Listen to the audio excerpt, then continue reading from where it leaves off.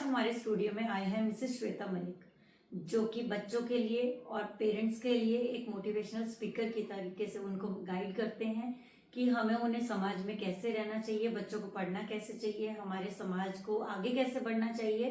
तो श्वेता जी नमस्कार। आपका बहुत बहुत स्वागत कि आप हमारे स्टूडियो में आए। प्लीज मैं चाहूंगी कि आप हमारे दर्शकों को कुछ बताइए अपने बारे में।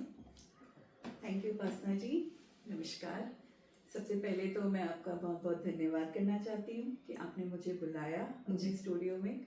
और मैं आपके दर्शकों को यही बताना चाहती हूँ कि जितनी तारीफ आपने मेरी की इतना कुछ नहीं है। बस ये है कि हाँ, मुझे बच्चों के साथ रहना, बच्चों को गाइड करना, उनको अपनी कल्चर से और हमारे संस्कारों से उनको प्रेरित करना, ताकि वो आज के मॉडर्न एरा में टेक्नोलॉजी को अपने साथ लेकर, लेकिन अपने संस्कारों को साथ लेकर किस तरीके से आगे बढ़े और किस तरह से पूरे वर्ल्ड में अपने आप को साबित करें। क्योंकि भारत देखिए हमेशा से, हमारी संस्कृति इतनी महान रही है कि हम तो हमेशा से ही सबसे आगे रहे हैं, ठीक है ना। तो आज भी हमारे बच्चे बहुत बहुत ज़्यादा एनर्जी है उनके अंदर, बहुत सारी पुरानी वैल्यूज़ हैं जो कहीं थोड़ी बहुत खो भी गई हैं।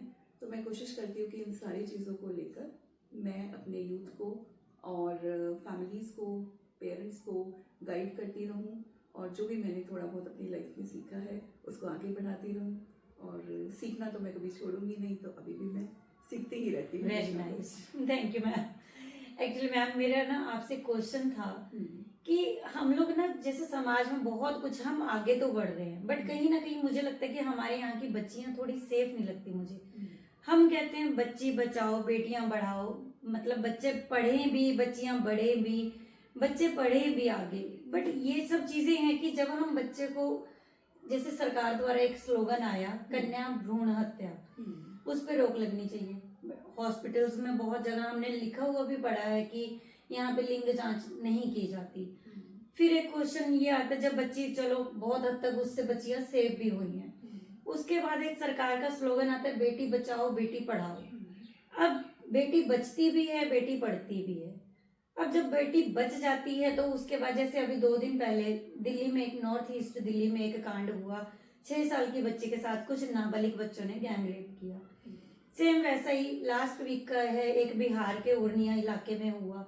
उसी तरीके से जैसे एक कैलकाटा में 2024 में हुआ 9 अगस्त को, तो वो डॉक्टर थी 31 साल की, रेजिडेंस फिजिशियन थी वो, बट बेटी बचती भी है। निर्भया कांड हुआ, ये सब लड़कियां अच्छी भली, पेरेंट्स की, माँ की जान है बच्चियां भी, तो बट इतना कुछ होने के बाद में जब उसके साथ बच्चियों के साथ ये सब चीजें होती हैं, तो आप क्या मेन क्या, तो बच्चियां जान है माँ की, कैसे वो एक लेडी एक बच्ची को पैदा करती है, जब हम उसे समाज में भेजते हैं तो क्या है ऐसा कि हम बच्चों को सेफ रख सकें। कभी कन्या भ्रूण हत्या जो सरकार ने चलाया, तो उसके बाद आजकल बहुत ज्यादा जगह नहीं है, बट फिर भी कुछ बहुत सारी अवेयरनेस के बाद भी कहीं ना कहीं तो ये सब चीजें हो रही हैं। उसके बाद आ जाता है बेटी बचाओ बेटी पढ़ाओ। बेटी बचती भी है, बेटी पढ़ती भी है, बट उसके साथ जब बेटी बच जाती है, उसके बाद जो समाज उसके साथ कर रहा है कि वो घर से बाहर निकलने पे भी सेफ नहीं है। कई बार वो घरों में सेफ नहीं है बच्चियां, अपनी फैमिली में या बाहर किसी भी तरीके से। आप क्या बताना चाहेंगे, क्या पेरेंट्स को गाइड करेंगे कि जिन चीजों से हमारे समाज में ये सब चीजें एटलीस्ट कम हो, रुके बल्कि, तो क्या मैम गाइड करना चाहेंगे लोगों को? देखिए उपासना जी, ये जो टॉपिक आपने उठाया है ना आज, ये टॉपिक मेरे दिल के बहुत करीब है। ठीक है, क्यों? क्योंकि सबसे पहले हम खुद एक बेटियां हैं, उसके बाद हमारी शादियां हुई, फिर हम अपने लॉस की बेटियां बने, हम पत्नी बने, माँ बने, है ना। तो अगर हम इसकी रूट कॉज में जाएं कि पहले तो यही कि भाई बच्चियों को पैदा करना, उनका रेशो ठीक करना, यही बहुत बड़ा प्रॉब्लम हमारे लिए हो गया है। तो उसका जो रीजन है ना, उसका रीजन जो मुझे समझ में आता है वो ये आता है कि बहुत पहले अगर हम बात करें अपनी पुरानी संस्कृति की, तो हमारे यहाँ कभी भी स्त्री को कमजोर नहीं माना गया। इनफैक्ट वो तो शक्ति है। हम 9 दिन का उपवास करते हैं शक्ति का, शक्ति को अर्जित करने के लिए। और माता जो है, हमारी जितनी भी नेचर है, प्रकृति है, सभी तो स्त्री रूप है। बिल्कुल बिल्कुल, है ना। और है भी, क्योंकि सृजन की शक्ति जिसके पास है उससे बड़ा शक्तिशाली तो उससे बड़ा कोई नहीं, है है ना? जी। तो वो एक स्त्री के पास ही है। लेकिन हुआ क्या कि मिडिवल एरा में एक टाइम ऐसा आया कि लेडीज को, क्योंकि वो एम्पावर्ड थी, सोचने समझने की शक्ति थी, तो पुरुषों की हर तरीके की मनमानियां नहीं चल पा रही थी। तो उन्होंने क्या किया, सबसे पहले उनका समाज से कट ऑफ किया, उनको घरों के अंदर बंद किया, उनके सोचने समझने की शक्ति को उन्होंने छीन लिया, ठीक है, और उनके कॉन्फिडेंस को बिल्कुल चूर चूर कर दिया। तो एक औरत खुद ही मानने लगी कि मैं बहुत कमजोर हूँ, और वो बेटी जिसको मैं जन्म देने वाली हूँ वो भी बहुत कमजोर रहेगी, ठीक है, और वो समाज पे एक बोझ होगी जी, ठीक है। ये सारी चीजें धीरे धीरे धीरे धीरे आगे आगे बढ़ती गई, और ये इतना स्ट्रांगली ये फाउंडेशन लोगों के माइंड में बैठ गया कि बेटी जो है वो परिवार पे बोझ है। उसके बाद क्या हुआ, वैसे अल्ट्रासाउंड तो बाद में होने लगे, उससे पहले हमने बहुत बार कहानियां सुनी है अपने बड़े बूढ़ों से कि बेटी हुई और बाहर लाई गई दिखाने के लिए दादा दादी या बड़े लोगों को, तो उठा के गला घोटा या दूध के पतीले में डुबा के मार दिया और बोल दिया जा भैया को भेजियो। ऐसा बहुत जगह होता था, हमने सुनी कहानियां ये, ठीक है। उसके बाद एक नया ऑल्टरनेटिव मिला कि पैदा ही मत होने दो, अल्ट्रासाउंड फैसिलिटी आई, आप चेक करो, बेटा है तो होने दो, बेटी है तो खत्म, वहीं पे टेक्नोलॉजी का गलत इस्तेमाल हुआ। उसके जब दुष्प्रभाव समाज पे आए तो उसके बाद गवर्नमेंट ने ये पॉलिसी बनाई कि हम चेक नहीं होने देंगे। पर देखिए, जिसे करवाना है, जहाँ कराना है, चीजें तो सब आज भी हो रही है, बहुत सारे गांव कस्बों में होती है ये सब चीजें, में शहरों में भी होती है, सब जगह सब तरीके के लोग हैं, ठीक है। अब ये कहानी थोड़ी सी चेंज होने लगी है पिछले 8, 10, 15 सालों से, कि अब हम ऐसे बहुत सारे कपल्स से मिलेंगे जिनकी या तो एक ही बेटी है या 2 ही बेटियां हैं, उन्होंने बेटों के लिए ट्राई ही नहीं किया, या वो उन्हीं में संतुष्ट है, जैसे मैं खुद हूँ। हाँ जी, बिल्कुल। तो उसका रीजन क्या है? उसका रीजन ये है कि जैसे जैसे धीरे धीरे महिलाओं ने पढ़ना शुरू किया, लड़कियों को पढ़ाया जाने लगा, वो जॉब करने लगी, वो फाइनेंशियली इंडिपेंडेंट होने लगी, तो हमने देखा, मैंने खुद अपनी मदर को देखा कि वो एक महिला होते हुए भी उन्होंने किस तरह से अपने पूरे परिवार को संभाला, अपने परिवार को संभाला, अपने पति के परिवार को संभाला, बच्चों को पैदा किया, पढ़ाया लिखाया, बड़ा किया।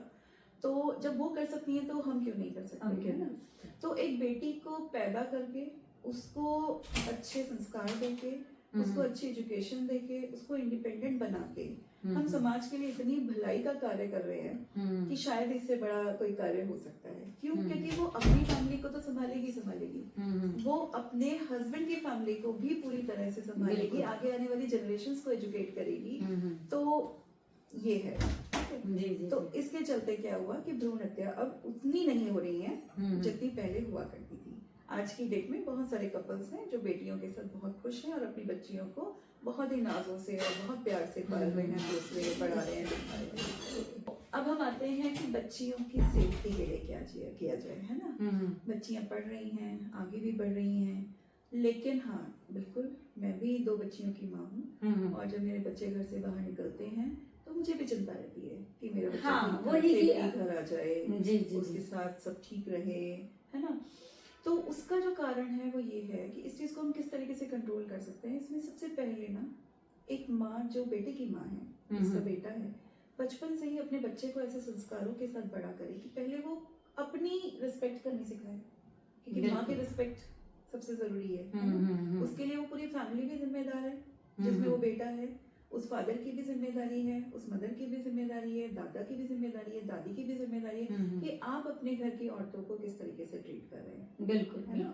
जहाँ बच्चा देखेगा कि मेरे घर में हर महिला का इतना सम्मान हो रहा है, तो वो बच्चा भी वही सब चीजें सीखेगा। बिल्कुल। फिर माँ की भी ये ड्यूटी है कि वो हर छोटी छोटी बातों में, कहानियों में, किस्सों में बैठ के अपने बच्चों से बातें करे, उनको ये सिखाए, उनको ये समझाए, लड़कियों का सम्मान करें। वो आपकी माँ हो, बहन हो, आपकी फ्रेंड हो, आपकी नेबर में रहती हो, आपके स्कूल में हो, क्लासमेट हो, कोई भी हो, इनफैक्ट कोई काम करने वाली बच्ची भी है, बिल्कुल, कोई मेड है, कोई आपके घर आ रही है, तो वो भी उतनी ही सम्मान के अधिकारी है जितने भी बाकी लोग हैं, ठीक है। तीसरी चीज जो इफेक्ट कर रही है मैम आजकल बच्चों के माइंड को, वो है बच्चे जो मीडिया कंटेंट देख रहे हैं, जो सीख रहे हैं वहां से, उसको भी ऑब्जर्व करने की जरूरत है कि वो क्या देख रहे हैं, वो किस तरीके की लैंग्वेज यूज कर रहे हैं, किस तरीके का कंटेंट हम देख रहे हैं बच्चों के सामने। बिल्कुल, ठीक है ना? तो ये सारी चीजें भी हमें देखनी पड़ेंगी। नेक्स्ट जो फैक्टर आता है वो आता है हमारे सेफ्टी सिक्योरिटी मेजर्स कैसे हैं, हमारी गवर्नमेंट की पॉलिसीज कैसे हैं, हमारा एडमिनिस्ट्रेशन कैसा है, हमारे स्कूल एडमिनिस्ट्रेशन कैसे हैं, ठीक है, वहाँ पे हम कितना सेफ बच्चों को कर रहे हैं, एजुकेशन हम सेंसिटाइज कर रहे हैं कि नहीं कर रहे हैं, बॉयज को गर्ल्स के प्रति, गर्ल्स को बॉयज के प्रति, दोनों ही तरह से, है ना, ये चीजें बहुत इंपॉर्टेंट है। बाकी अगर गलती से किसी ने ऐसा घिनौना काम कर दिया, ऐसा कोई अपराध कर दिया, तो उसकी पनिशमेंट। नहीं मैम, जैसे अभी एक 2 दिन पहले आया नॉर्थ ईस्ट दिल्ली का कि 6 साल की बच्ची के साथ में 3 नाबालिग बच्चों ने किया। जब नाबालिग है, पहले तो उसको इतनी अकल है कि उसने किसी लड़की के साथ क्या करना था, बट उसे वो सजा वैसी नहीं मिलती जो उसे मिलनी चाहिए कि जो वो गलत हरकत कर रहा है। दूसरा ये हुआ कि बिहार के अभी एक लास्ट वीक का ही घटना है, वहाँ 7 साल की बच्ची थी। निर्भया केस ले हम, अगर हम कैलकाटा का केस पकड़ते हैं, जहाँ बेटी अच्छी वाली 31 साल की लड़की थी, वो पेरेंट्स ने कितना खर्चा किया, कितने दिलों की इच्छा होगी कि मैं अपनी बेटी को ऐसे आगे का जीवन ऐसे दूं, ऐसे शादी हो, बट वहाँ भी हमेशा क्या ये कंटेंट मायने रखते हैं जो हम गूगल से लोग जो गलत तरीके से सर्च करते हैं। मैम देखो, एक दिमाग है जी, ठीक है, एक 7 साल का 8 साल का बच्चा अगर इस तरीके की बातें सोच रहा है तो कहाँ से सोची है उसने, आप सोच के देखिए। परिवार या तो से, उसने फैमिली में कहीं देखा, या फ्रेंड्स के साथ उसने ये सब सीखा, या उसने कोई ऐसा कंटेंट कंज्यूम किया। अब उसको एप्लीकेशन नहीं पता, उसका माइंड उतना डेवलप नहीं हुआ है, तो जो उसको अपने से कमजोर दिखा वहां उसने अप्लाई की वो चीजें, है ना। तो देखो, संस्कार एक बहुत बड़ी चीज है। जब हम अपने बच्चों की परवरिश कर रहे हैं, उनको अच्छे संस्कार दे रहे हैं, माँ उनके साथ रात दिन बात कर रही है, वो अपने बच्चे अपने फादर को देख रहे हैं कि मेरे फादर कैसे मेरी मदर को ट्रीट कर रहे हैं, इन सब चीजों से बहुत फर्क पड़ता है। जी, तो सबसे पहली इकाई तो परिवार है जी। अगर परिवारों में सारी चीजें ठीक रहती हैं तो आगे चल के हर परिवार अपने अपने बेटों को संभाल ले, तो फिर प्रॉब्लम कहाँ है? प्रॉब्लम तो वही है ना जहाँ हम हमें अपने बेटों को समझाने की बिल्कुल बिल्कुल, हम बेटियों की सेफ्टी और सिक्योरिटी के लिए जो मेजर्स उठाते हैं या उनको ध्यान रखते हैं, अगर इतना हम अपने बेटे को समझाने सिखाने पे भी ध्यान दें। बेटा चला गया कह के मम्मी मैं जा रहा हूँ, कहाँ जा रहे हो, मम्मी ने पूछा बेटा तू कहाँ जा रहा है, क्या कर रहा है, इतने बजे तक घर आ जाना, कौन कौन तेरे दोस्त हैं, किस तरीके की बातें तुम करते हो, है ना। तो वहां पे हम एकदम ढील छोड़ जाते हैं क्योंकि हम थोड़ा सा सेफ फील करते हैं कि बेटों के साथ कुछ नहीं होगा। पर वहीं अगर हम एक बेटी की माँ की बात करें तो वो बेटी के साथ साथ जाएंगी, पीछे देखेंगे, पेरेंट्स जाएंगे, छोड़ने जाएंगे, नंबर देके जाओ कौन तुम्हारे साथ है, उसके पेरेंट्स का नंबर भी होना चाहिए। बिल्कुल मैम, बिल्कुल जी, ये सारी चीजें हैं, ठीक है। और दूसरा, हाँ बहुत सारे फैक्टर्स मैटर करते हैं, लेकिन देखिए सोशल मीडिया कंटेंट की भी जहाँ तक बात है वो मैटर करता है, लेकिन अगर आपकी जो संस्कार हैं, आपके घर की जो वैल्यूज हैं, वो अगर बहुत स्ट्रांग है तो ये इफेक्ट्स उतना नहीं डालेंगे बच्चे के मन पे, ठीक है। आपका बच्चा जैसे कहीं पे आग जल रही है, उसको पता है कि इसमें हाथ डालने से मैं जल जाऊंगा, तो उसके साइड से होके निकलता है क्योंकि आपने उसको सिखा रखी है ये चीज। बिल्कुल उसी तरह से अगर आप अपने बच्चों के मन में, अपने बेटों के मन में इतने स्ट्रॉन्ग वैल्यूज डाल देंगे तो वो चाह के भी कितने भी चीजें हो, वो फैक्टर्स उसको इफेक्ट नहीं कर पाएंगे, ठीक है। तो ये चीज हमारे, मैं तो यही बोलूंगी हमारी जैसी फैमिलीज के लिए या हर उस माँ के लिए जो अपने बेटे को पैदा कर रही है, कि वो सबसे पहले अपनी इज्जत करनी सिखाए, उसके बाद अपने परिवार की बाकी सारी महिलाओं की इज्जत करनी सिखाए उस बच्चे को, और फिर उसके बाद उसके साथ में देखे कि उसके फ्रेंड्स के साथ वो कैसा बिहेव कर रहा है, क्या कर रहा है, अपने टीचर्स के साथ कैसा कर रहा है, बिल्कुल, ठीक है ना। तो इस तरह से अगर हम बहुत ध्यान रखेंगे तो मुझे लगता है कि हमारे बेटे ऐसा कुछ काम करेंगे ही नहीं। जी जी। तो ये थे हमारे साथ श्वेता मलिक जी।